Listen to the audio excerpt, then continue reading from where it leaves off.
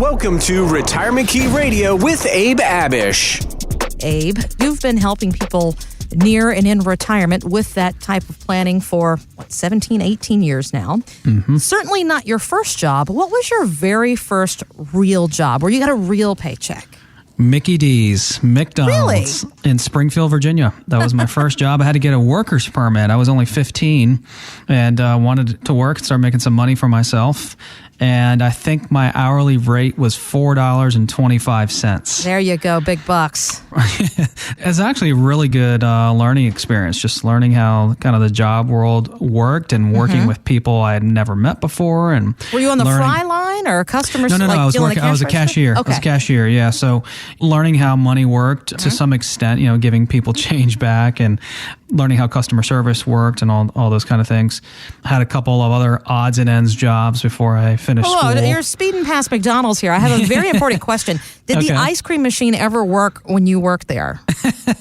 From what I remember, it did. And from what I remember, sundaes and shakes and all those things were really popular. Okay, all right. Well, you think about that first job, Abe, at McDonald's. Do you remember the excitement you felt when you brought home that first paycheck? Honestly, I don't think it was very much in my paycheck because, it was just super, super part-time. True. But maybe it was an extra 100 or 200 every 2 weeks. I mean, it was so small. In fact, an episode of Friends really summed up how all of us feel about those paychecks in the past. My first paycheck! Look at the window. There's my name. I earned this. I wiped tables for it. I steamed milk for it. And it was totally not worth it. Who's FICA? Why is he getting all my money? Of course, FICA is the guy who takes money out of your paycheck for Social Security and Medicare. All right. And he apparently has a lot of friends, all who want a share of our cash. Mm-hmm. So, Abe, let's talk a bit about this because this is coming down to taxes. Do we ever get to look forward to getting a break from Uncle Sam when we retire when it comes to taxes? Because they get us as soon as we start working. What about when we stop working? Man, we host educational workshops on different retirement topics every single month, and I've done so for well over 10 years, every month on different topics. And one of the biggest myths we talk about when it comes to retirement planning is that people are going to be in a lower tax bracket when they retire. And so many people say, hey, stuff your accounts, max out your accounts, because in retirement, you're going to be in a lower tax bracket. You're making less money, whatever it is, you're in a lower tax bracket. And I think that's one of the biggest myths when it comes to retirement because our homes are typically paid off. We're not maxing out our accounts anymore. We're retired, not working. The kids are out of the home. And guess what? Taxes can go up. The tax code can change. We're not in control of that. Congress decides and determines, what taxes look like. So I think that's a huge myth. And recently, a couple came in there in Herndon. They live in Herndon, Virginia. And this couple is 57 and 52, second marriage. She just got recently married again, which was pretty cool. And they've got high income, well over $200,000 in household income. He is in Army Reserves. She has some part-time income, and then they both have full-time income, six-figure incomes each. Household income is around $250,000, $260,000. They were almost maxing out each of their 401k and TSP accounts, and I recommended maxing those out. They're getting the full matches, which is great, but they have an extra almost $5,000 a month they can save.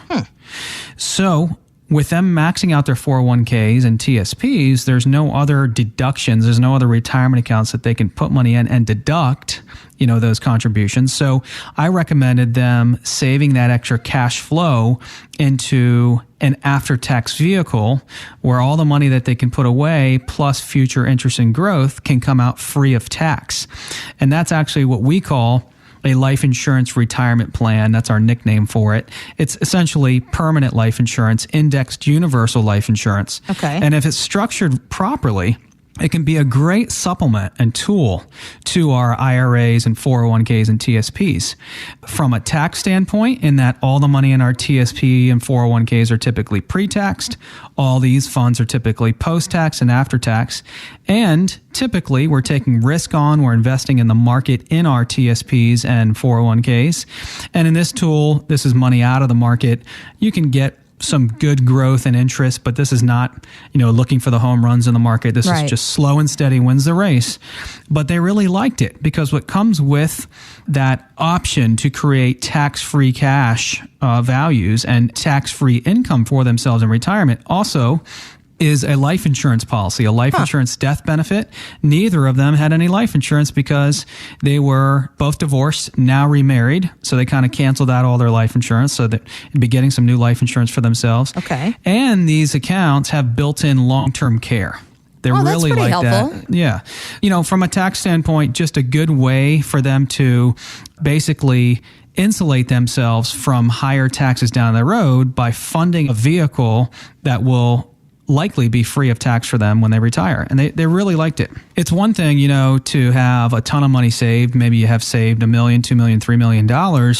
But if Uncle Sam owns today 20, 25, 30% of that account, and then if he owns maybe 30, 40, 50% of that account when you retire, what's the point? Right.